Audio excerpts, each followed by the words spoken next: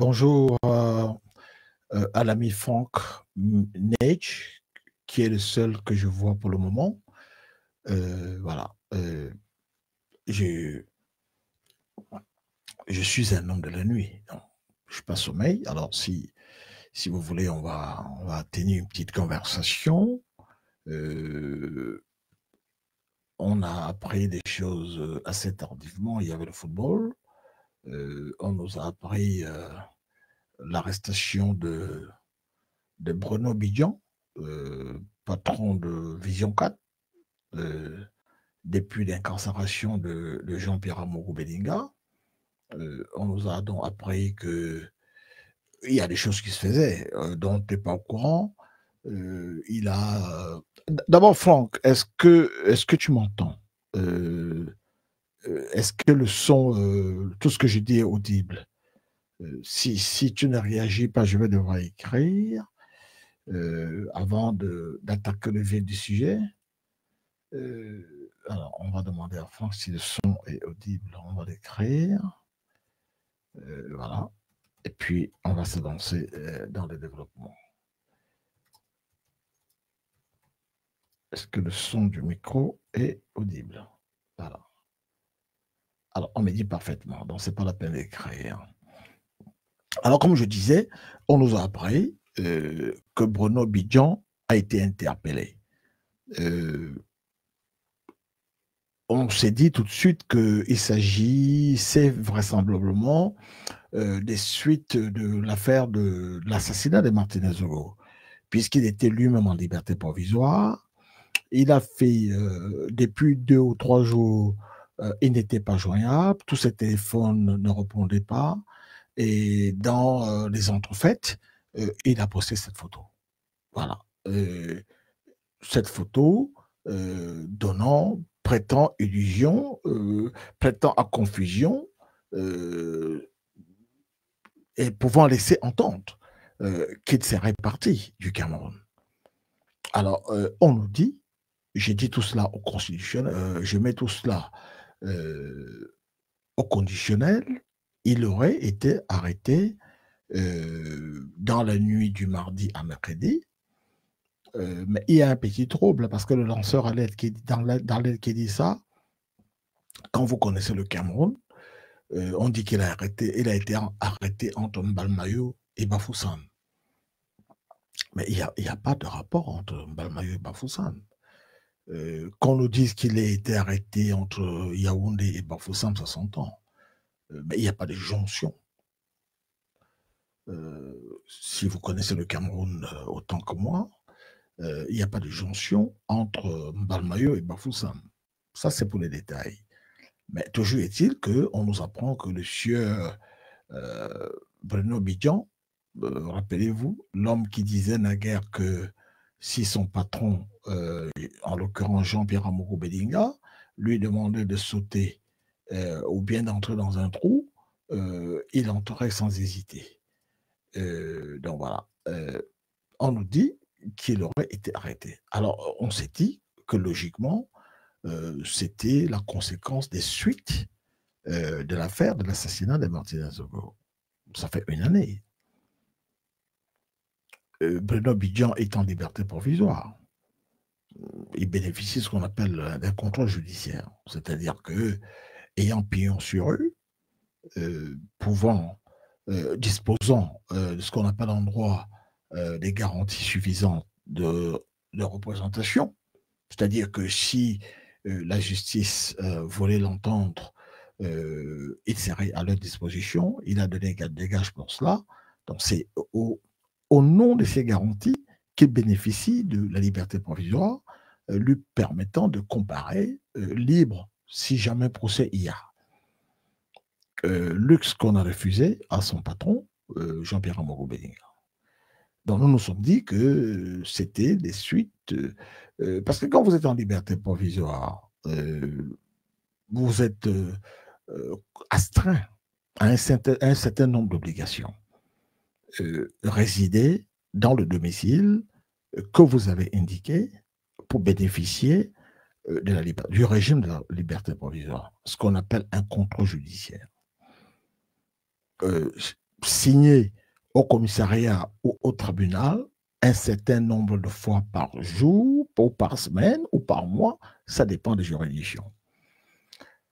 Mais dès lors que vous en feignez à une de ces dispositions contraintes, ça remet en cause votre liberté provisoire, votre congé judiciaire. Ça veut dire que vous retournez en prison.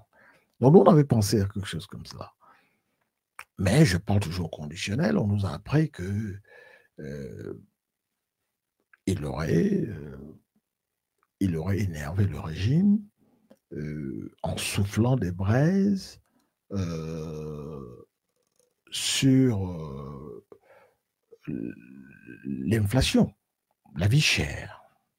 Il aurait subtilement et en filigrane appelé des jeunes à une insurrection. Je parle toujours conditionnel. Il aurait, dans la foulée, accueilli, accordé une tribune à l'homme politique, le patron du PCRN, Cabral Léby, à qui il a donné une large tribune. Il a fait écho de ses propos et ça aurait indisposé et énervé en haut lieu. Donc, informé par des armes charitables à l'intérieur du système, il aurait pris la tangente. Ça, ce sont des allégations. Voilà. Donc, je vous restitue ce que je sais, ce qui ne signifie pas du tout que c'est la vérité. Mais voilà les allégations. Il passerait sa première nuit de garde à vue, à l'heure où je vous parle, au CED, pour être exploité. C'est comme ça qu'on parle dans le jargon judiciaire au Cameroun. Être exploité. C'est-à-dire qu'on va l'entendre. Mais au-delà de cela, qu'on arrête Bruno Bidjan, ce n'est pas un événement. J'ai l'habitude de vous servir à vous autres qui me faites l'amitié de me suivre. Une citation de Bossuet qui dit, deux points, j'ouvre les guillemets, Dieu série des hommes qui déplorent les effets dont ils chérissent les causes. Je répète, Dieu série des hommes qui déplorent les effets dont ils chérissent les causes. Et c'est Bossuet. Alors, qu'est-ce que ça signifie? Ça signifie que, uno, les mêmes causes reproduisent inexorablement les mêmes effets et que je fais appel à Rabelais, François Rabelais, vous savez, l'homme à qui nous devons la fameuse citation selon laquelle science en conscience n'est que ruine de l'âme. Il a une autre citation que j'aime beaucoup, où il dit « Ce qu'à autrui tu auras fait, sache que autrui te le fera. Ce qu'à autrui tu auras fait, sache que autrui te le fera. » C'est-à-dire que les mêmes causes reproduisent inexorablement les mêmes effets. Ce que vous soutenez aujourd'hui peut se retourner contre vous. C'est pour cela que lorsqu'on a arrêté Jean-Pierre Amogo Belinga, qui n'est pas de mes amis, personnage parfaitement détestable, méritant d'aller en prison 1 million de fois pour des faits qu'il avait commis précédemment, je m'étais offusqué de ce qu'on ne lui accorda pas la liberté provisoire pour qu'il puisse paraître libre dans l'éventualité d'un procès. À partir du moment où il disposait de ce que nous appelons les garanties de représentation, il a pignon sur rue. Voilà, j'avais fait la même démarche pour Bruno Bidjan. Ces détestables personnes ne sont pas de mes amis, mais même les ennemis de la liberté ont droit à la liberté. Explication. Si mon ami Jean-Marie Atangana Mebara, lorsqu'il était tout puissant secrétaire général de la présidence, si le tonton Marafa, qui a été secrétaire général de la présidence, tout aussi secrétaire général de la présidence, puissant, je veux dire, et ministre de l'administration territoriale, ce qu'on appelle ailleurs ministre de l'Intérieur, en France notamment, avait ménagé, avait bataillé pour que les prisonniers, les gens qui ont perdu la liberté puissent être détenus dans des conditions humaines. C'est-à-dire que le fait pour vous de perdre votre liberté parce que vous payez une dette à la société contre laquelle vous avez péché, ne vous fait pas perdre votre statut d'être humain pour basculer dans celui d'un animal. S'ils avaient bataillé pour cela, mais eux-mêmes auraient profité de ces conditions. Je n'ai pas des photos pour vous montrer les conditions dans lesquelles on interpelle les gens au CED, même un animal. Ma fille, elle a un chat. Je ne pourrais jamais le garder dans ces conditions. J'ai vu ces images que j'ai tirées du livre de Thierry Michel Atangana, l'homme qui a passé 17 ans en prison pour sa proximité avec Titus Césois. Donc, je vous fais tout ce développement en amont pour vous indiquer que quand vous vous battez pour la justice, quand vous vous battez pour la liberté, c'est votre avenir que vous arrangez. Jean-Pierre Amogo Belinga est détenu de façon illégale, arbitraire. Mais dans le même temps, c'est un retour de bâton du système qu'il a supporté, des méthodes qu'il a utilisées, qui lui reviennent en visage comme un boomerang. Le karma finit toujours par payer. Bruno Bidjan et son ami Ernest Obama qui avait dit qu'ils allaient racheter les tombes des parents des gens pour les raser. Il a été victime du personnage qu'il soutenait. L'humiliation qu'il préconisait pour les autres l'a rattrapé. On a vu se déchausser, être déchaussé, humilié. Parce que chez nous, les Sahéliens, les gens du Nord, déchausser ou décoiffer quelqu'un, c'est l'ultime signe de l'humiliation. Il a été victime de ça. Quand on vous parle de l'enfer et du paradis, ce n'est pas après la mort, c'est ici. Ce que vous faites, on va vous payer au centuple. Bien, il est là, mais il tombera très mal. Kadhafi l'a connu, Mobutu l'a connu, etc. Bruno Bidjan est en train de l'expérimenter. Donc, quand j'appelais à ce que Jean-Pierre Amogo Belinga bénéficie du contrôle judiciaire, de la liberté provisoire, parce que accusation ne vaut pas culpabilité. En droit, dans les pays, dans les États de droit, j'entends, dans les États civilisés, quand vous êtes accusé, vous bénéficiez de la présomption d'innocence.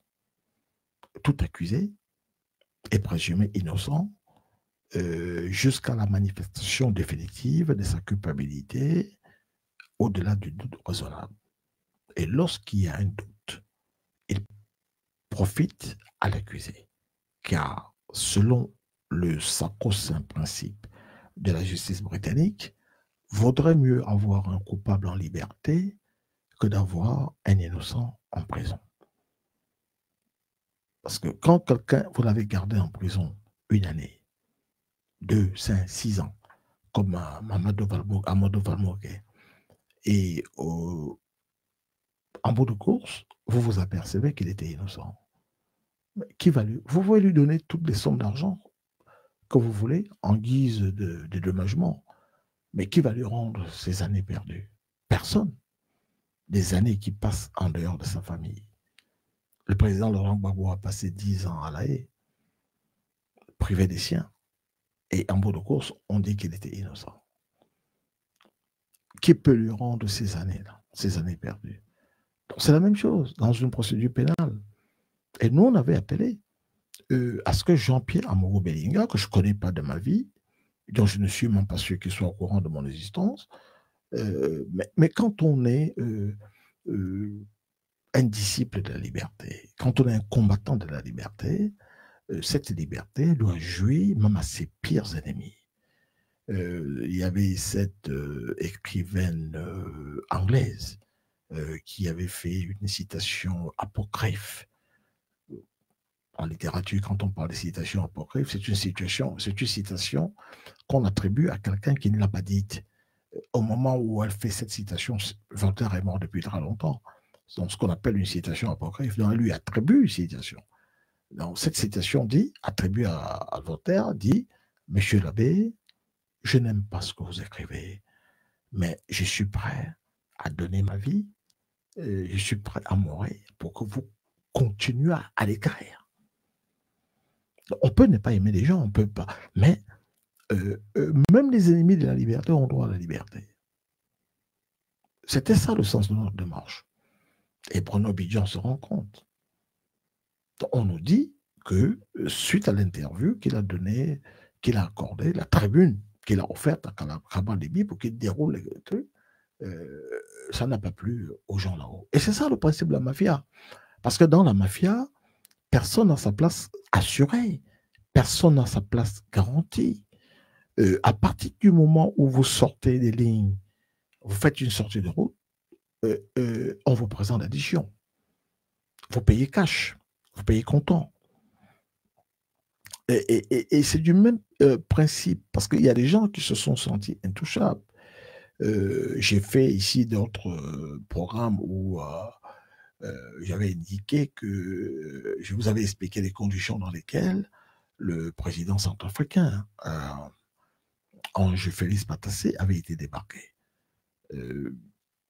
Il avait été au Niger et sa femme s'attardait un peu. Vous savez, les femmes, elles vont quelque part, il faut qu'elles fassent des courses, des emplettes.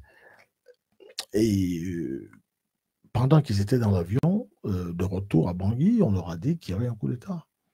François Bozizé, son ancien chef d'état-major de l'armée, s'était emparé du pouvoir. Avec la complicité de la France, de Jacques Chirac, du Cameroun de Paul Biya et du Gabon d'Omar Bongo.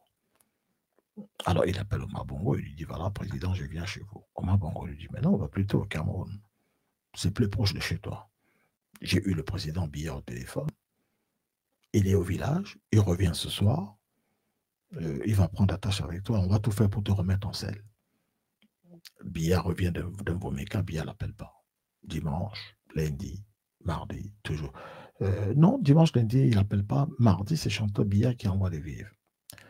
Et mercredi, Marafa, qui était ministre de l'Intérieur, ministre de l'Administration territoriale rendu au Cameroun, débarque avec une délégation. Martin Bellinga, directeur du cabinet civil, comment on l'appelle déjà, Alain Mebengo, machin. L'état-major du RDPC, quoi, qui débarque là-bas. Ils vont s'entretenir avec Ange Félix Patassé. Ils commencent à leur dérouler une sorte d'inventaire à la Prévert de ses malheurs. On m'a fait ci, voilà, voilà, voilà. Et à un moment, Marafa le coupe sec. Marafa lui dit, Monsieur le Président, je pense que le moment est venu pour vous de quitter le Cameroun. Ange Félix Patassé s'emporte. Mais laissez-moi au moins le temps de trouver un point de chute.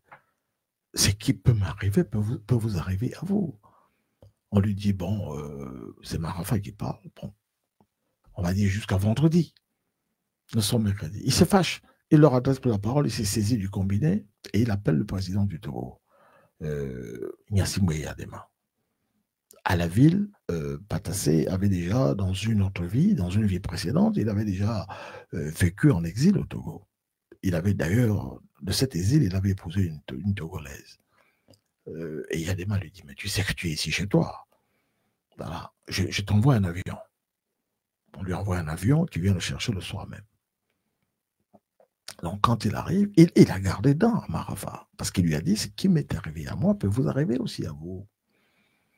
Et il lui dit, quand il arrive, le soir même, il dort au palais.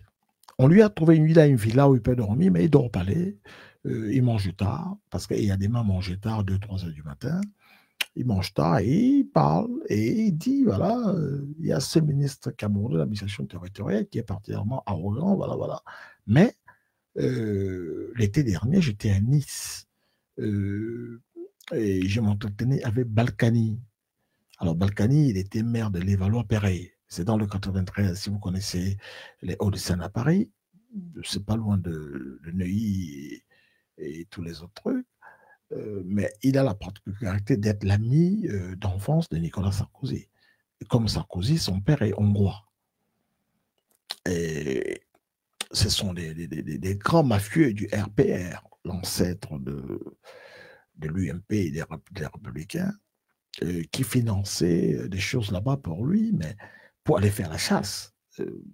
La grande chasse, comme faisait Giscard déjà dès l'époque de Bokassa, alors que le même Bozizé était Premier ministre du, comment on va dire ça, de l'empereur Bokassa. Frandier Midi 92, voilà. C'est-à-dire, vous avez Boulogne-Billancourt, vous avez les Valois-Perret, tous ces endroits. Les Hauts-de-Seine, on appelait ça le fief des Pasqua Boys. Alors, donc, il est à Nice, dit-il. Il a rendez-vous avec Balkany, qui est venu dans le Var à Toulon. Et c'est lui qui lui dit que Bolloré lui aurait dit que Marafa veut être président, candidat à l'élection présidentielle, et qu'il va tout faire pour dissuader Paul Biya de ne pas être candidat. Donc, Biya prend note. Donc, Eyadema, qui est un ami de Paul Biya, parce que si le fils Eyadema, Faure Gnassingbé, est président au Togo, c'est grâce à Paul Biya. Parce que quand Eyadema meurt dans l'avion en 2005, les dispositions de la Constitution togolaise font du président de l'Assemblée nationale le dauphin, qui peut terminer le mandat et qui peut se présenter à une nouvelle élection. Donc, quand Eyadema décède, c'est la période où il y a... j'étais consultant pour des questions des questions constitutionnelles au sein de l'Union européenne en relation avec la tenue du référendum en France. Et donc, c'est cette période, à peu près. Dominique de Villepin va devenir Premier ministre, les Français vont dire non au référendum, etc. C'est à peu près cette période, grosso modo. Excusez-moi, pardon.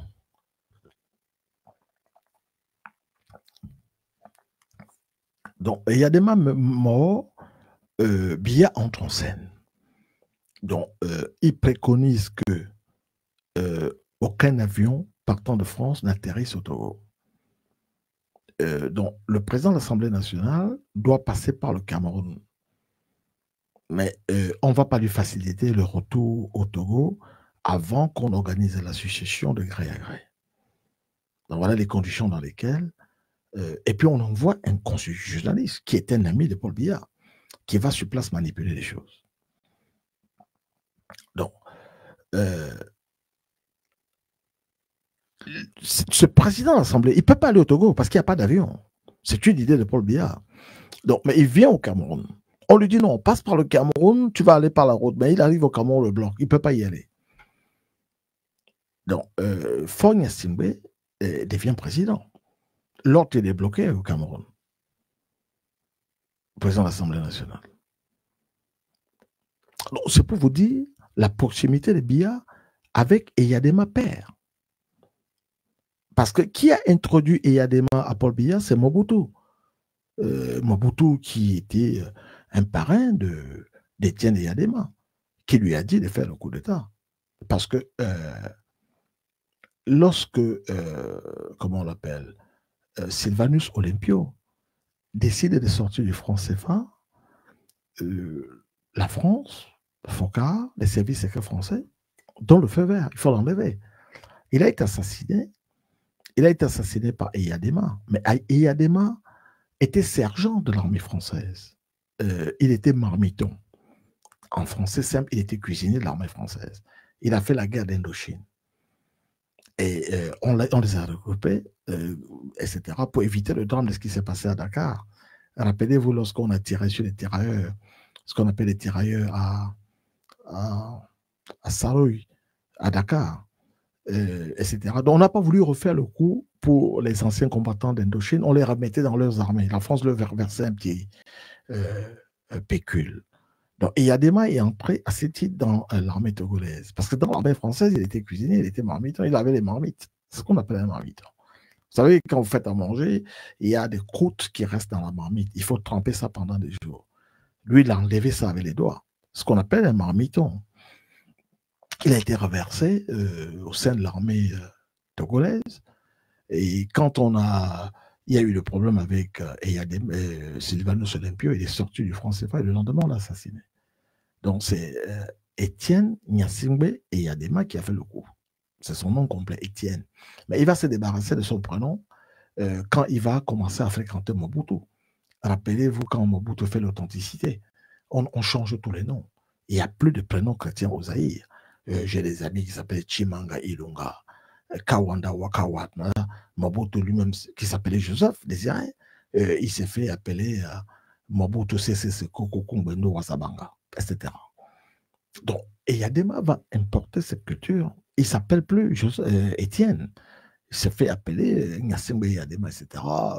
S'habille comme Mobutu, les musiques, les danses d'animation. On va amener ça au Togo, la dictature extrême. On tente de lui faire un coup d'État.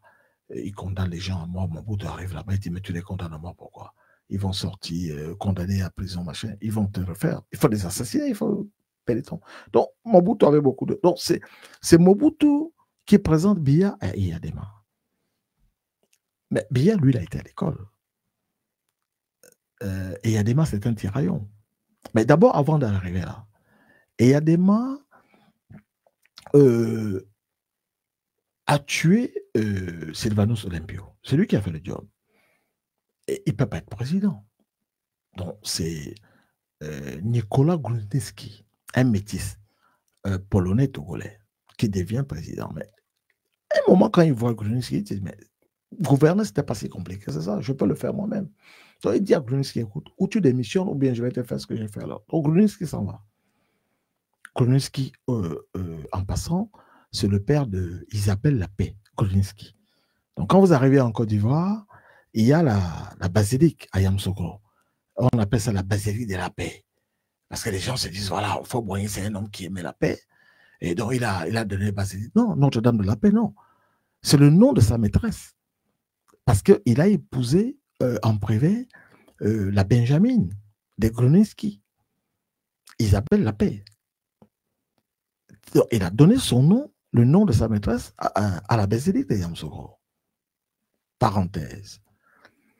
Donc, Eyadema, il tue Sylvanus Olympio, il ne peut pas prendre le pouvoir, il laisse Nicolas Grunitzky, il le menace et il prend le pouvoir. Et De Gaulle, lors d'un sommet, De Gaulle le dit à Eyadema, vous avez zigoué Olympio. Ça, c'est connu. Il n'y a pas de discussion. Ça, c'est De Gaulle qui parle. Et maintenant, vous avez enlevé Nicolas Grunitzky. Alors, ce que je vous conseille de faire, il ne faut pas trop nommer des gens qui ont fait de la politique, qui vont vous ennuyer. Prenez des jeunes étudiants, nommez-les, etc., etc. C'est le même conseil qu'il va donner à Idio. Quand le Cameroun est une république fédérale, parce qu'il va dire à Idio, certes, De Gaulle va s'en aller en 69, il a été battu en référendum, mais l'idée vient de lui. Il a dit à Idio, bon, si vous continuez à entretenir une partie anglophone, vous aurez des difficultés. Pourquoi ne pas enseigner le français à vos compatriotes anglophones? Voilà l'idée de De Gaulle. Donc, pour revenir à notre sujet, c'est Biya qui arrive à imposer Fort Gnassingbé. Voilà. Parce qu'il avait beaucoup d'enfants, avait différentes femmes. Mais il aimait celui-là particulièrement parce que celui, il allait à l'école. Et il avait dit à Biya. Mais le malheur de Marafa va venir de là. Du vivant du père Eyadema. Donc, Ange Félix Patassé n'est pas content. La façon dont Marafa s'est comporté vis-à-vis à son égard. Il en a perçu ombrage. C'est senti français. Donc, il dit à Yadema, voilà, quand j'étais à Nice l'été dernier, j'ai parlé avec Balkany qui m'a rapporté que Vincent Bolloré lui a dit que Marafa dit que il va tout faire pour que Biya ne se représente pas et que lui serait candidat et qu'il peut être élu. Parce que le Nord Cameroun est la province la plus peuplée, etc. Donc Biya prend note. Parce que Biya, c'est un dictateur, oui, mais quand on le connaît, il n'aime pas agir dans l'urgence. Il n'aime pas qu'on lui force la main. Il fait des choses, mais il les fait à son rythme. Il prend note. Parce que n'oubliez jamais, Paul Biya n'est pas un homme politique conventionnel. C'est un haut fonctionnaire, à l'origine. Mais un nombre de dossiers. Mais un nombre de coups. Je vais vous parler un jour comment il a poussé à Idiot dehors. Je ferai un direct, je travaille dessus. Donc, il prend note. Mais Biya, c'est un rancunier. Comme tous les gens qui ont de la mémoire, c'est un rancunier, mais un rancunier froid. Quand vous manquez à Paul Biya, il vous nomme ministre. Il vous amène à côté de lui. Quand vous avez baissé la garde, il vous frappe. C'est un félin. Vous savez, quand vous allez dans des pays comme le Congo où il y a un léopard, vous marchez dans la forêt, vous avez le léopard, il est tapis dans l'arbre. C'est un animal lâche de tous les félins. Le léopard, c'est le félin le plus lâche. Il vous attaque de dos. Et Biya, c'est comme ça. Aïdjo, quand il s'est séparé d'un ministre, il disait, voilà, je vais remanier le gouvernement. Dans le prochain gouvernement, vous n'y serez pas. Mais je vous remercie pour tout ce que vous avez fait pour le Cameroun. Un jour, je n'en doute pas, vous serez appelé à d'autres fonctions plus importantes. Mais en attendant, voilà un lot de consolation. Soyez là, je ne vous mets pas dans la rue. Et vous déjeunez ensemble. Non, Biya, il n'affronte jamais ses ministres. Parce que c'est un félin, il vous attaque dans le dos. Quand il a voulu se débarrasser de Titi Zozoa, secrétaire général de la présidence, Titi Zozoa était en mission en France. Il a appris sa disgrâce par RFI, Radio France Internationale. Mais même quand il a voulu se débarrasser de Edouard Akame Fomo, son ministre des Finances et de l'Économie, qui était en négociation au FMI pour le compte du Cameroun. Il y a une pause, repas. Quand il revient, les gens du FMI disent on ne peut pas vous parler. Il dit mais pourquoi? Il dit mais vous n'avez pas mandat. Lisez. Biya vient de vous limoger. Il fait ça à beaucoup de gens. Il a fait ça à Martin Bellinga et Boutou, le directeur de cabinet civil. Celui-ci en a aperçu le truc, il est mort de chagrin en Suisse. Les clés de son bureau sont changées. Le président n'est pas joignable. Il appelle dans le numéro, il ne peut pas. Il n'a pas le courage de... C'est que Aïdjo ne faisait pas. Donc c'est un félin, comme le léopard. Il vous attaque dans le dos. Regardez tous ses collaborateurs, comment il s'est débarrassé d'eux. Prenez quelqu'un comme M. Pierre-Désiré Ngo, qui était témoin de son mariage avec Chantal. Ils se sont mariés mercredi.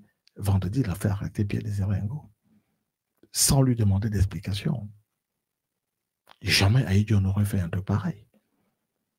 Il vous convoque, il vous dit ce qu'il vous reproche, et il vous demande des explications. Peut-être que vous avez des explications tout à fait innocentes. Mais bien, il ne fait pas ça, il vous frappe dans le dos. C'est la même chose qu'il a fait avec Jean-Marie Mebara à Tangana. On lui a dit, et c'est là où je fais le parallèle avec l'affaire de Bruno Bidjan. Parce que Bruno Bidjan, on le soupçonne, il n'est pas de mes amis. Son infortune ne m'empêche pas de dormir ou de boire du vin. Mais je fais le parallèle parce que je vous raconte une histoire dont il faut une cohérence. Bruno Bidjan, on le soupçonne, parce que les dictateurs ont peur du peuple. Hein. Ils n'ont pas peur de leur armée. Les dictateurs, quand vous avez étudié la politique comme nous autres, comme science, je ne suis pas un politicien, je suis un politiste.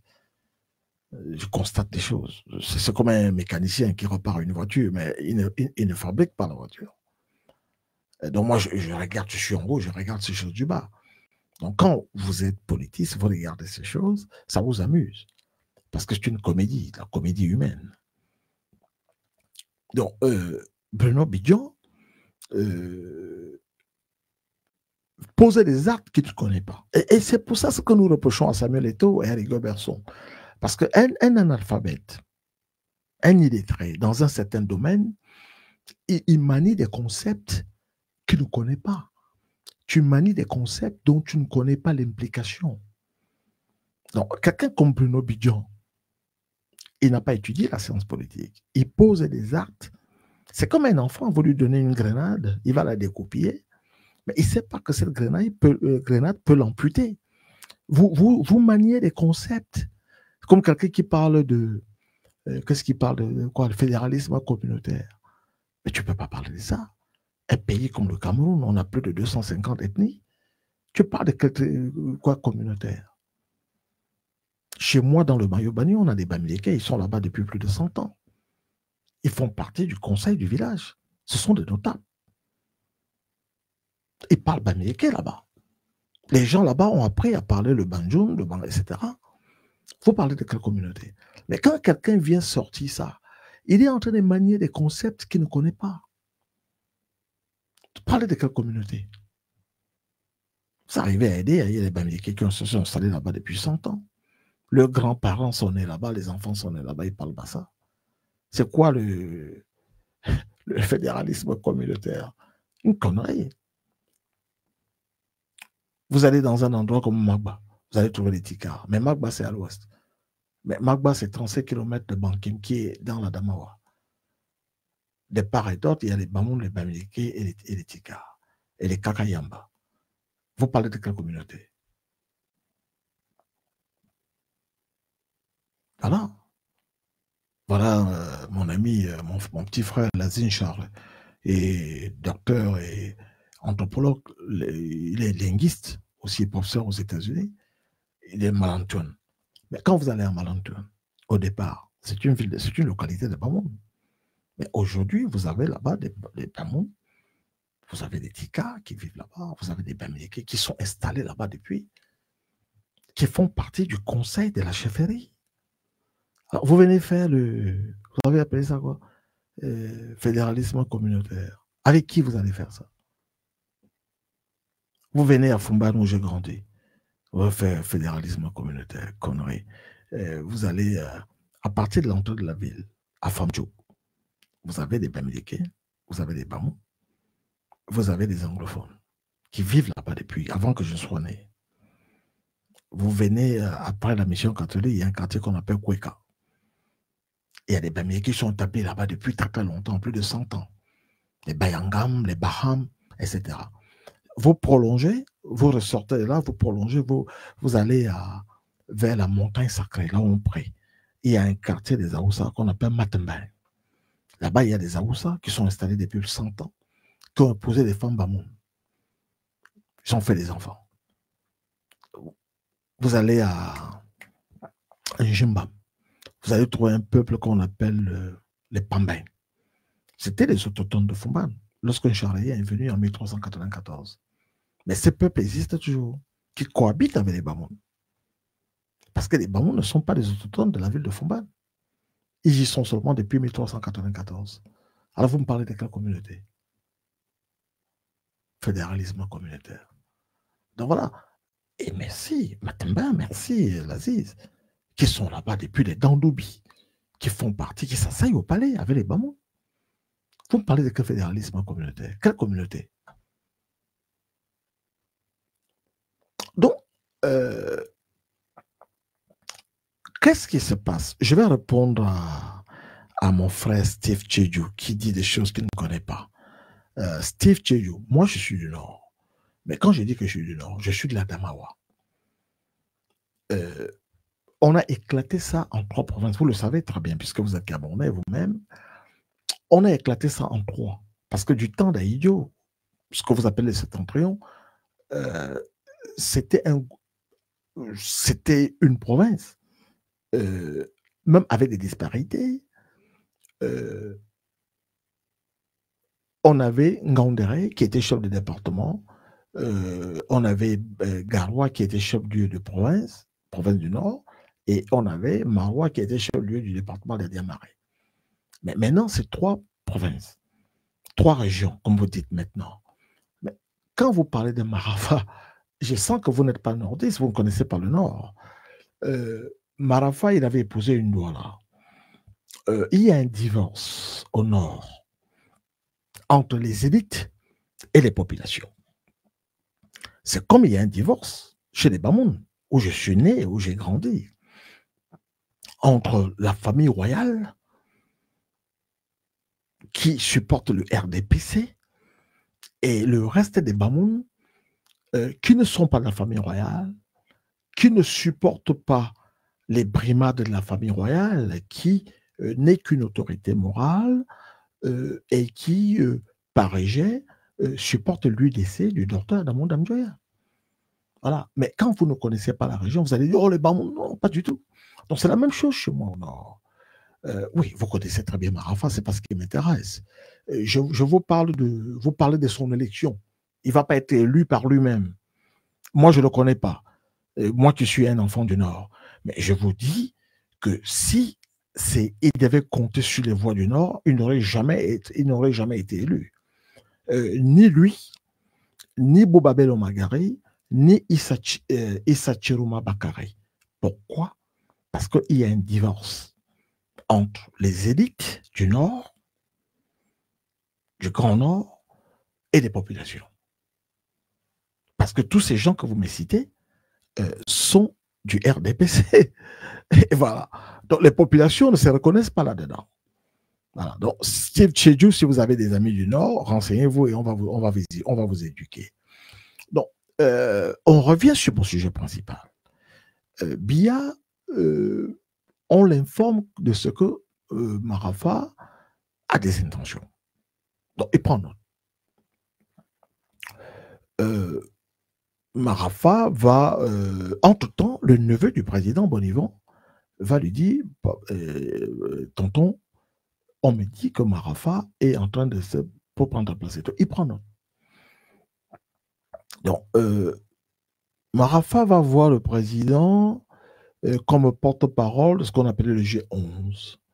C'est-à-dire que ces personnalités qui, dans la perspective de l'élection présidentielle de 2011, demandent au président de ne pas se représenter. Ils ne le font pas de façon hostile. On met les formes. Le président prend note. Mais il y a Wikileaks. Wikileaks va éventrer les câbles diplomatiques qui sont censés rester confidentiels. On va commencer par Amadou Ali. Amadou Ali a une conversation avec l'ambassadrice américaine. On lui demande mais la température, etc. Alors il s'ouvre. Il dit en l'état actuel des choses, lorsque on salue l'ami Lorenzo, le frère, on l'accueille avec plus de plaisir. Donc, les gens, ils ont pris ça au mot. Amadou Ali n'est pas de mon ami, c'est une crapule. Mais il ne faut pas être malhonnête, parce que je vous transmets des informations, je ne voudrais pas vous transmettre des informations volontairement erronées. Donc, je vous dis ce qui s'est passé sans dire qu'il était de mes amis, il n'en était pas. Détestable personnage que je tenais en horreur absolue. Amadou Ali s'ouvre à l'ambassadrice, il lui fait un cours, on va dire, d'anthropologie politique du Cameroun. Il lui dit, écoutez, madame, c'est André-Marie Mida, un Eton, un homme du Sud qui avait le pouvoir.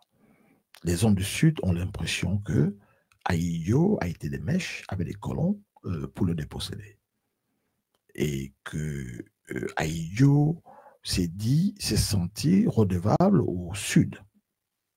Pas le Sud dans sa globalité, à l'opposé du Nord, mais le Sud dans le sens où la partie d'où était originaire André-Marie Mida. Donc c'est pour cela qu'il s'est dit que c'était justice de donner le pouvoir à Biya. C'est toujours Amadou Ali qui parle, mais Amadou Ali estime que Si on avait voulu jouer, on va dire, de l'alternance, la vraie alternance, il aurait fallu donner le pouvoir aux gens de l'Ouest, notamment les Bamileke. Parce qu'à l'Ouest, il n'y a pas que les Bamileke, il y a les Bamoun. D'abord, les Bamoun occupent 56% de la superficie allouée à l'Ouest. Mais lui, il dit qu'il fallait donner le pouvoir aux Bamileke parce que ils ont payé un lot de tribut. Voilà. Parmi eux, il y avait des malfaisants, oui, comme parmi les Bassa, il y a des autres qui ont débordé, comme partout. Mais il fallait, au motif de la propre logique que Aïdjo a évoqué pour donner le pouvoir à Paul Biya, il fallait donner le pouvoir aux gens de l'Ouest, et notamment les Bamileke. C'est Amadou Ali qui dit, il dit, mais il est trop tard. Parce que à l'indépendance, Aïdjo a procédé à plusieurs choses. Il a voulu construire une nation. Il a eu un problème avec les côtiers parce qu'il voulait construire des grandes métropoles urbaines. Mais les côtiers, leur rêve, c'était d'aller s'installer en France et de ne jamais revenir. Donc, lui, il voulait des gens qui allaient bâtir. Donc, il a décidé de donner certaines facilités aux hommes d'affaires de toutes les régions. À Yaoundé, on va avoir des gens comme les Tébéla et beaucoup d'autres dont je ne connais pas le nom. On va avoir des Bamileke, mais on va avoir des nordistes. On va leur donner des facilités à égalité. Mais les Bamileke vont rembourser leurs prêts longtemps avant l'échéance. Donc ça, c'est un. Le deuxième point, c'était la camerounisation des cadres. Pareil au remplacement des cadres blancs par des cadres camerounais qu'il fallait former à la va-vite. Donc le moindre imbécile qui avait une licence, on lui donnait un poste. Mais Aïdjo avait constaté qu'il y avait une disparité entre les nordistes et les sudistes dans leur globalité, exception faite du pays Bamoun, parce que le pays Bamoun, c'était un département. Ça a été remplacé par le Noun. Et il y avait un département qui s'appelait pays Bamileke. Mais comme ça avait des connotations tribalistes, on a changé. C'est là où on va voir les MIFI, tous ces trucs. Mais avant, il y avait un département Bamileke. Ce qu'on appelle le pays Bamileke, il y avait le département Bamoun. Et dans les cartes d'identité camerounaises, il y avait la mention race. Les anciennes cartes d'identité françaises, j'ai vu celle de mes parents, mon père m'a envoyé à la banque aller payer son chèque. Donc on marquait race, Bamoun, race, Douala, etc. Donc ça, c'est un héritage direct, sans dilution, sans filtre, de la colonisation. Donc on a dit, on va commencer à enlever ces choses. Parce que regardez les paroles de l'hymne national camerounaise. Parce que je vous ai dit que l'idée de l'indépendance, à l'origine, n'était pas ce qu'on appelle l'indépendance nominale. On nous a largué un système hérité de l'ancien régime en France. Système qui avait provoqué des révolutions partout en Europe. 1215 au Royaume-Uni, 1789 en France. Et c'est ce système qu'on a importé dans les colonies et qu'on va laisser perpétrer. Donc, qui est basé sur la discrimination et le mépris. Les paroles de l'hymne national du Cameroun. Cameroun, berceau de nos ancêtres, autrefois tu vécus dans la barbarie. Comme un soleil, tu commences à paraître. Peu à peu, tu sors de ta sauvagerie. Donc, voilà l'idée. C'est-à-dire que ce sont des singes et des macaques, des sauvages, et qui ne peuvent rien faire sans nous. Et donc, on va nous marquer ça sur les cartes d'identité. Mais c'est ça qui va créer des problèmes au Burundi et au Rwanda. La France n'y est pas. Ces deux pays sont des anciens protectorats allemands passés sous domination belge. Et les Belges vont faire penser, parce que quand vous parlez du Rwanda, vous parlez que des deux ethnies, des Hutus et des Tutsis. Mais il y a une troisième Hutu minorité, à peu près 2-3%, les Touaregs. On va leur dire que les autres sont des seigneurs. On va marquer ça sur les cartes d'identité, etc. Donc c'est la même démarche au Cameroun. Ces divisions qui sont l'ancêtre du tribalisme vont beaucoup nous nuire, mais ça va profiter aux colons. Donc il faut se débarrasser de ça petit à petit. D'où l'appellation département Bamou. Ça existait vraiment. Département Bamileke, pays Bamileke, on disait. Donc, Fumban, la région Bamoun va occuper 56% du territoire à l'ouest. Pourquoi? C'est une mesure compensatoire du colon pour calmer les ardeurs de conquête des Bamoun. Parce que le peuple Bamoun était un peuple conquérant. Ils ont conquis un peu partout. Si vous arrivez dans des endroits comme Banganté, Banganté, ça veut dire quoi? Ceux qui ne renoncent jamais. Mais les Bangantés ne sont pas chez eux. C'est la terre des Baroques. Un peuple qui leur a donné l'hospitalité parce qu'ils étaient chassés et ils sont allés les conquérir. Mais à l'origine de cela, on a deux princes Bamoun, d'ascendance Tika, Ngamini et Kamini. Mais si vous prenez un endroit comme dans la région de Bafouan, le nom va me revenir, créé également par deux princes Tika, mais venus de Fumban. Banca, voilà le nom que je cherchais. Donc, les Bamoun vont estimer que l'interférence coloniale leur a privé de leur conquête. Donc, comme mesure compensatoire, on va leur attribuer 56% de la superficie à l'ouest. Parce que, souvenez-vous, Sangou, le père d'Enjoya, a été fait une conquête à Banso. Ça va lui coûter la vie. Les Banso vont longtemps retenir son crâne. C'est ce qui sera à l'origine de l'alliance du roi Njoya avec les Allemands pour aller faire la guerre au peuple Banso et récupérer le crâne de son papa Sangou. Donc, il y a ces aspects. Et Aïdjo est à féliciter parce qu'il n'avait que le certificat d'études primaires. Il a su naviguer dans ces questions. Et les Bamoun vont jouer un rôle très, très important. Je vous ai toujours dit que sans Joya Aruna, le papa d'Adamonda Joya, Aïdjo n'aurait jamais été président au Cameroun. Lui, il avait été sénateur en France. Lorsque Ramadi arrive au Cameroun en 58 pour débarquer André Maribida, parce qu'il en faisait quand sa tête, je vous ferai un direct sur le dimanche, pour dire aux plus jeunes comment il a marqué notre histoire. C'est ça le but de l'histoire. On va proposer un Joya Aruna qui refuse. Parce qu'il n'aime pas les termes. Il dit, je ne veux pas passer dans l'histoire comme l'homme qui aura bradé le Cameroun.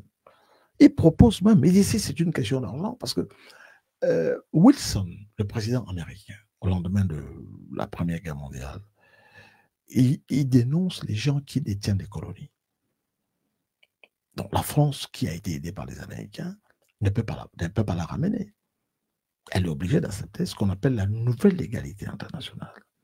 L'ancienne légalité internationale consistait à maintenir et entretenir les colonies. La nouvelle légalité veut qu'on se débarrasse des colonies. Les États-Unis ont horreur. Ils ont en horreur les gens qui ont les colonies. Pourquoi? Parce qu'eux-mêmes ont obtenu leur indépendance au forceps et des hautes luttes face à l'Angleterre. La guerre d'indépendance, on a deux guerres. On a la guerre de sécession, on a la guerre d'indépendance. Les Américains sont mariés par cela. Mais ça va les traumatiser au point où ils vont commencer la politique du, comment ils appellent ça, l'isolationnisme. Avec le 5e président des États-Unis, comment il s'appelait déjà, James Monroe. C'est James Monroe qui dit, voilà, nous ne nous mêlons pas des affaires des gens, mais on interdit aux gens qui se mêlent des affaires d'autres. Parce que la première sortie des États-Unis hors de leurs frontières, la toute première va être pour aller à Cuba, pour casser la gueule aux Espagnols, qui étaient les colons là-bas. La deuxième sortie, aux Philippines, toujours pour casser la gueule aux Espagnols, qui en étaient les colonisateurs. Et à partir de ce moment-là, ils reviennent à la maison se barricader. Ils disent, on ne se mêle pas des affaires des autres, ça coûte beaucoup d'argent, on se mêle de nous. Charité bien l'ordre, on commence par soi-même. Et à un moment, ils se rendent compte que cette politique n'est pas... elle n'est pas appropriée, elle n'est pas adéquate par rapport à l'évolution du monde, le contrôle du monde. Parce que la meilleure des défenses, c'est l'attaque. Donc, si vous êtes barricadé tôt ou tard, ils ont pris l'exemple de ce qui s'est passé avec le Japon. Le Japon avait vécu comme ça longtemps, et à un moment, les Japonais se sont dit, bon, voilà, on peut se chinoiser, c'est-à-dire on peut copier des choses chez les Chinois sans être des Chinois. Ils vont copier là-bas la façon de produire du riz, la religion, le bouddhisme. Ils vont copier chez les Chinois le système administratif, Parce que les Chinois, n'oubliez jamais, je le dis sans arrêt, la Chine a été contemporaine de, comment on dit ça, de l'Empire romain. Et à ces titres, grande puissance mondiale jusqu'à la première moitié du XVIIIe siècle. Mais ils ont eu des grands enseignants. Si vous prenez l'auteur de L'Art de la guerre, Sun Tzu, c'est 6 siècles avant Jésus-Christ. Ils ont eu des grands professeurs, des concepteurs comme Confucius. Donc les Japonais vont copier cela, et avant de prendre leur route, mais tout en reconnaissant ce qu'ils doivent aux Chinois. C'est pour ça que je vous citais un autre livre l'autre jour, disant, quelqu'un qui s'interrogeait, peut-on s'occidentaliser sans être un occidental? La réponse est oui, de toute évidence, puisque les Japonais l'ont montré. Les Japonais se sont appuyés sur des pans importants de la civilisation chinoise pour se développer, mais sans être des Chinois, tout en reconnaissant ce qu'ils devaient aux Chinois. Donc, James Monroe, il regarde cela, 5e président des États-Unis, et il dit, voilà, on va changer de cap. On ne peut pas se contenter de se barricader. On va faire comme les Japonais. On va... ce qu'on appelle la doctrine Monroe. Donc, si nous sentons que la suprématie des États-Unis est susceptible d'être menacée à partir de Bamako ou de N'Djamena, on va l'écraser là-bas. On ne va pas attendre que les gens viennent livrer bagarre à nos portes. Illustration. Vous avez une maison bien meublée, tout ce que vous voulez, frigo, machin. Quelqu'un vient livrer bagarre dans votre maison. Même si vous lui cassez la gueule, il va vous casser de la porcelaine. Donc, au lieu de venir livrer bagarre chez vous, dès qu'il exprime des premières velléités, vous allez lui casser la gueule chez lui. Vous tuez ça là-bas. Vous le faites ou bien vous envoyez un de vôtres le faire. Donc, c'est dans cette optique que les États-Unis, c'est le pays qui a le plus grand nombre de représentations diplomatiques à travers le monde, les missions diplomatiques. Tout ça pour vous ramener à l'affaire de Marafa. Donc, on veut voir qui est là. Voilà. Qui gouverne quoi? Est-ce que ça ménage nos intérêts? Parce que le Cameroun, indépendamment de ses ressources, les ressources dont décèle son sous-sol, est un pays, ce qu'on appelle un pivot géostratégique, à l'intersection du golfe de Guinée. C'est un pays d'Afrique centrale, mais qui fait frontière avec le géant de l'Afrique de l'Ouest, le Nigeria. Il fait frontière avec le Tchad, qui lui-même est un pays pivot entre l'Afrique centrale et l'Afrique du Nord, entre l'Afrique de l'Est, le Soudan, et l'Afrique du Nord. Donc le Cameroun n'est pas n'importe quel pays. Nous ne parlons même pas de ses ressources. Nous parlons de sa situation géographique. Les Américains font attention, ils ne traitent pas le Cameroun comme n'importe quel pays en Afrique. Donc, on fait attention, ce que dit l'ambassadeur. Non, Amadou Ali dit à l'ambassadrice, Biya aurait dû faire, Haïti aurait dû faire appel aux gens de l'Ouest. Voilà ce qu'il représente. Il ne l'a pas fait. Il a fait appel à un type du Sud, Paul Biya. Il a fait pour des raisons égoïstes. Parce que Paul Biya est boulot. Au moment où Ahidjo quitte le pouvoir, les Boulous ils font à peine 2% de la population camerounaise. Jacques Foccart a dit que, on s'était dit que, il dit, quand j'arrivais au Cameroun pour voir le président Ahidjo, je faisais toujours une petite courtoisie, une petite visite de courtoisie à Paul Biya, qui était toujours plein d'amabilité, mais qui ne suivait pas les dossiers. Donc, je m'étais dit que le président, c'est Foccart qui parle, je n'étais pas là-bas. Je m'étais dit, dit Foccart, que le président Ahidjo, qui connaissait les hommes, avait placé Paul Biya là-bas parce que c'était un homme de beaucoup trop peu d'envergure, qu'il ne pouvait pas lui créer des problèmes, et que le moment venu de véritablement organiser sa succession, il mettait quelqu'un d'autre. Il dit, eh bien, je m'étais trompé. Et il n'est pas le seul à dire cela. Il y avait un Français qui était le correspondant du journal Le Monde en Afrique, avait résidence à Dakar.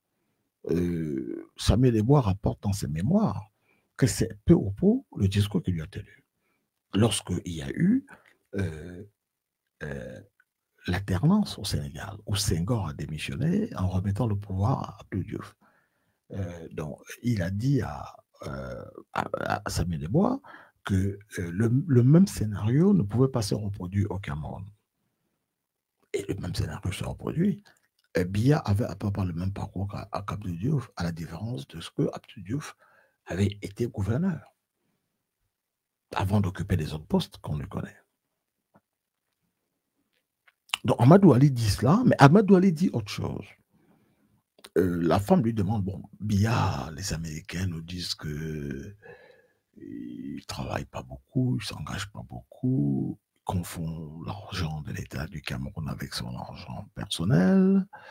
Il voyage avec des mallettes, avec des valises remplies de cash pour faire le plein le kérosène de ses avions. On nous a indiqué que un de ses gardes du corps s'est échappé avec près de 3 millions de dollars à Genève avant d'être rattrapé. Voilà. Il lui a dit oui.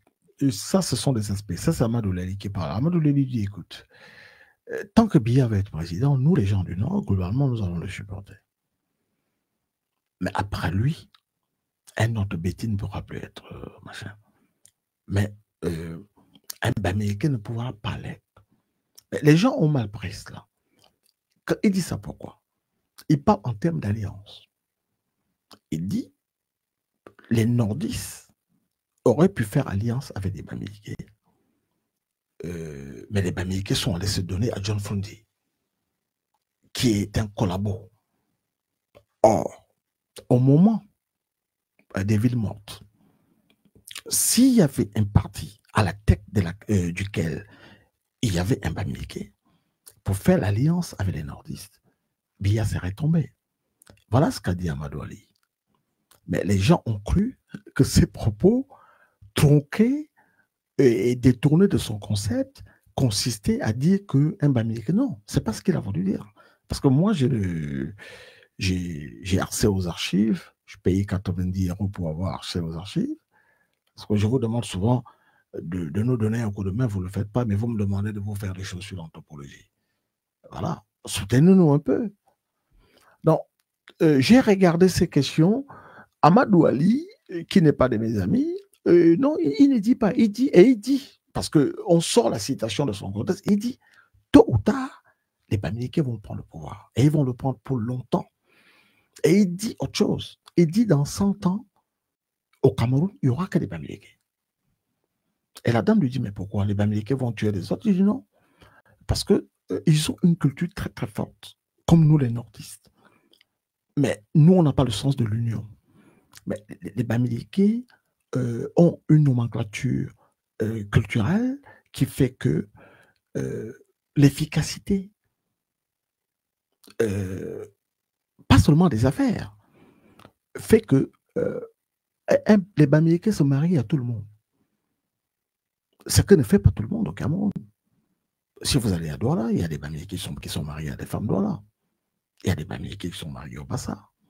Il y a des Bamileke qui sont mariés au Boulou, aux Étones, aux anglophones, aux nordistes.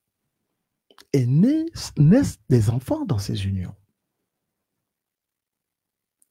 Et un Bamileke, s'il fait l'enfant avec une nordiste, l'enfant va parler Bamileke. Donc, Amadou Ali dit, c'était une erreur. Mais il faut, tôt ou tard, faciliter aux Bamileke l'accès au pouvoir. Parce que s'ils prennent le pouvoir en ayant l'impression que vous avez cherché à les écarter, c'est mauvais.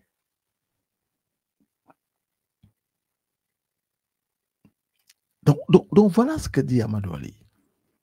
Parce qu'il dit, écoute, vous venez chez moi, à Tokombere, machin, tout ça, vous allez voir que les entrepreneurs, ce sont les Bamileke. Oui, les Bamileke vont gagner de l'argent. Mais le problème, c'est que ils règlent des problèmes. ils satisfont des besoins. Oui, vous leur donnez de l'argent, oui, mais ils apportent un service qui n'existerait pas sans eux. Donc, j'ai pris tout le dossier. Voilà ce que dit Amadou. C'est une longue conversation, éventrée par Wikileaks. Mais il y a des gens qui vont vous dire, non, Amadou Ali n'aime pas les Bamileke. Non, c'est faux. Il faut lire le truc. Voilà sa conversation. Il parle librement parce qu'il ne sait pas que cette conversation sera éventrée par Wikileaks. Et il dit comment les nordistes sont des fainéants. Ils vivent des trafics, etc. Mais les Bamileke créent de la richesse. Ce qui est vrai. Parce que vivre de la rente, ce n'est pas la création de la richesse. Parce que moi, si je suis chef dans mon village, dans le Mayo-Bagno, et puis le RDPC me donne de l'argent pour que j'oblige tout le monde à voter pour le RDPC, on peut me donner beaucoup d'argent. Mais en économie, je ne crée pas de la richesse. Je suis un prébendier. Mais les Bamileke créent de la richesse. Il fait des transports qui règlent un problème, c'est déplacé. Il fait la boulangerie. Il faut manger du pain. Ils font des plantations, etc. Mais quelqu'un qui vit des rentes, qui détourne, vous ne créez pas la richesse. Vous tuez l'économie. Donc voilà l'aspect de Amadou Ali. L'autre aspect, c'est qui va tuer Marafa. Ou j'ai dit Marafa m'a tué et Wikileaks m'a tué. Parce que je ne peux pas vous parler des secrets éventrés par Wikileaks. Je vous parle que de Marafa sans vous parler d'Amadou Ali. Alors, je vous parle d'abord d'Amadou Ali. Quand vous regardez des archives, on va vous parler ça dans cet ordre. La même ambassadrice, la même interlocutrice qu'avec Amadou Ali demande à Marafa qu'est-ce qu'il pense de Biya. Parce que c'est la question qu'elle a posée. Parce qu'Amadou Ali a dit, il est incontournable, on ne peut pas l'enlever. Parce qu'il a fait un semblant, il a divisé les nordistes entre eux, je vous ai dit ça souvent. Quand vous arrivez au nord, les gens ne s'aiment pas. Mais tous votent pour Biya, mais pour des raisons différentes. Vous prenez les gens de Bagno, chez moi, c'est le Mayo Bagno. On ne s'entend pas avec nos cousins, nos voisins qui sont des Tibati, du Mayo Ndjerem. Pourquoi? Parce qu'à l'origine, Bagno n'était qu'un chef-lieu d'arrondissement sous le président Ahidjo. Tibati n'était qu'un chef-lieu d'arrondissement. Ahidjo vient faire une tournée là-bas. Il va à Tibati, il entend les arguments qui militent en faveur de la thèse selon laquelle Tibati doit devenir un chef-lieu de département. Il fait la même démarche à Bagno. Au final, il décide, et c'est une maladresse, parce qu'il aurait pu faire de Bagno un chef-lieu de département et faire, même moment, de Tibati un chef-lieu de département. Mais il ne le fait pas. Il décide que c'est Bagno qui est chef-lieu de département. Coiffant Tibati. Oh, ce sont des rivaux légendaires et mortels. Ça remonte à l'époque des croisades. Parce que tous les Lamidios que vous trouvez dans le Nord viennent du Nigeria. C'était les disciples de Ousmane Danfodio pour venir faire le djihad. Donc il y a des rivalités millénaires, ancestrales. Donc il choisit Bagno. Mais pourquoi Bagno? Parce que le patron de la garde républicaine, Ibrahim Saleh, le colonel Ibrahim Saleh, est de Bagno. Mais autre chose, à Bagno, vous avez les Ardo. C'est une dynastie qui vient du Mali. Les Ardo, qui sont parentés au Ngabdo, les Garois. Alors, la maman d'Ahidjo, c'est une Ngabdo. Mais les Ardo sont aussi parentés au Dja. Dja, ça veut dire Dieu. C'est la même chose avec les Jamaïcains. Mais ils sont parentés avec le papa d'Oufo Boyi, qui était malien. Donc, ils sont devenus. Quand vous arrivez à Bagno, vous allez trouver des familles comme les Konaté. Mais ce sont des Maliens. Ils sont là-bas depuis 1830. Donc, ils sont devenus sur Bagno et il dit Bagno, département du Mba-Menjerem. Département du Mba-Menjerem. Donc, les gens des Tibati ne sont pas contents. Quand Biya arrive au pouvoir, il joue habilement. Parce que Biya n'est pas un homme politique, c'est un haut fonctionnaire. Mais il connaît par cœur le maillage administratif du Cameroun. Donc, il dit, Bagno, très bien, vous n'êtes plus chef-lieu du département du Mba-Mendiara, vous restez chef-lieu du département, mais du Mayo Bagno. Mayo, ça veut simplement dire cours d'eau. Mayo Bagno. Mais Tibati, vous devenez aussi chef-lieu du département, mais du Ndjerem, c'est aussi un autre cours d'eau. Bagno Ngandere était chef-lieu du département, nous coiffons tout le monde, mais il va élever Ngandere au titre de chef-lieu de la province de la Damawa. Parce qu'il sait que les gens de Ngandere détestent les gens de Garoua. Il sait que les gens de Maroua détestent les gens de Garoua. Il va faire de Maroua, qui était chef-lieu du département de la Diamaré, chef-lieu de la province d'Extrême Nord. Il paie ses impôts à Yagua, où il est citoyen d'honneur. Tous les nordistes qui se détestent entre eux votent pour Biya, mais pour des raisons différentes. Donc, c'est de ça que parle Amadou Ali. Que tant que Biya est au pouvoir et il veut être président, il aura le soutien des nordistes. Parce que quand quelqu'un me parle de Marafa, c'est comme si Marafa faisait lui. Non, pas du tout. Il ne fait pas l'unanimité. Même à Garoua, il y a des gens qui ne l'aiment pas. Parce que vous allez à Garoua, vous prenez Issa Chiroma Bakari, vous prenez les Ayatou, vous prenez les... Ce n'est pas des gens qui s'aiment. Si vous prenez Ndamjoya Afumban, vous prenez le sultan Bamoun, ce n'est pas le canton. Voilà. Mais il y a des gens qui disent que Marafa, mais non, ça ne veut rien dire ça. Il y a un divorce entre les élites et les populations qui ont l'impression qu'on les a trahis. Je vous ai expliqué ici l'autre fois les conditions dans lesquelles l'UNDP a été créée, sur l'initiative de Mme Aouidjo, en exil. À l'origine, le parti devait s'appeler l'UNC.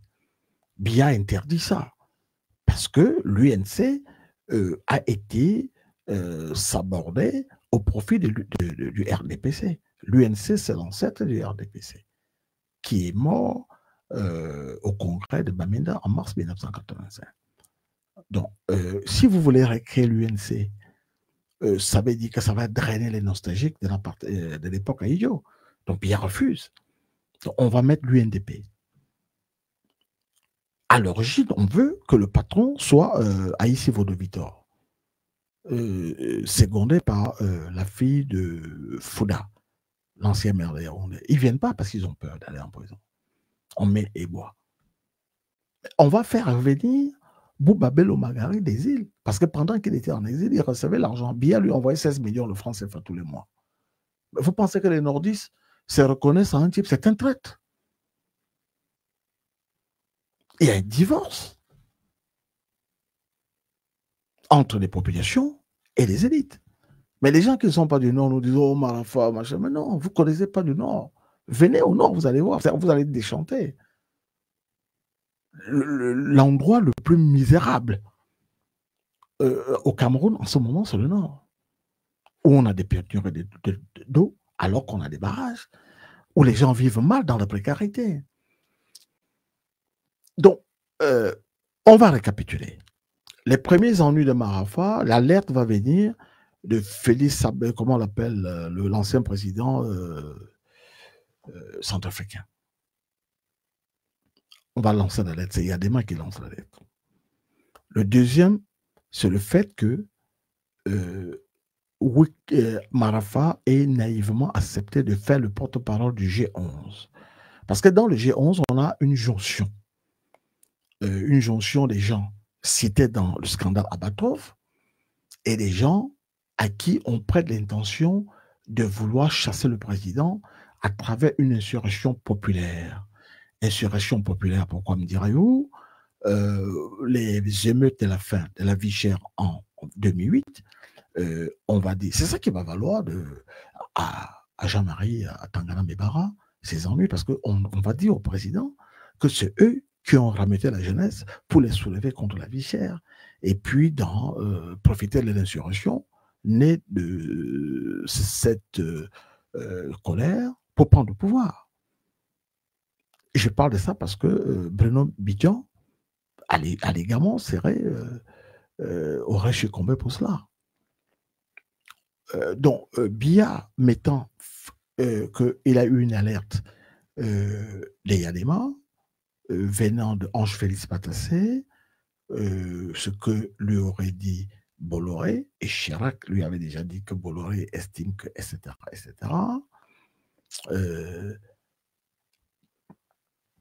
Il y a eu l'histoire de Wikileaks, il y a le fait que Marafas est venu voir le président pour lui dire ça. Donc, on procède à une addition, et ça donne ce que ça donnait. On lui colle un truc, complicité d'intelligence, habilitement. Un truc qui n'existe qu'au Cameroun.